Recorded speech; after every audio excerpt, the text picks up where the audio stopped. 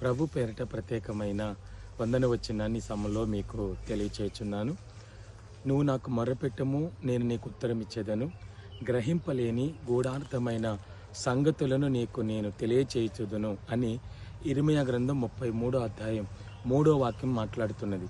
అంటే దేవునికి ఎవరైతే మొరపెడతారో, నా పరిస్థితి ఇది ప్రభువా అని చెప్పి దేవుని దగ్గర ఎవరైతే కన్నీరు కారుస్తారో, ఆ కన్నీరు కార్చినటువంటి ప్రతి దానికి దేవుడు ఏమిస్తాడంటే జవాబునిస్తాడు.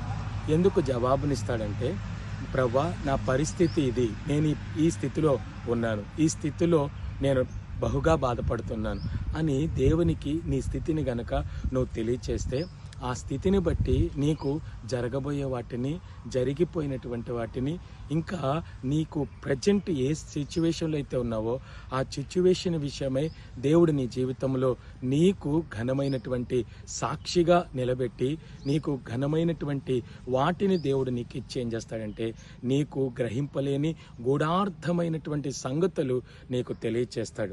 అంటే రాబోయే రోజుల్లో ఏమి నీ జీవితంలో జరగబోతున్నాయో ఆ జరగబోయే వాటిని ముందుగా పసికట్టి దేవుడు నీకు చూపిస్తాడు. ఆమేన్.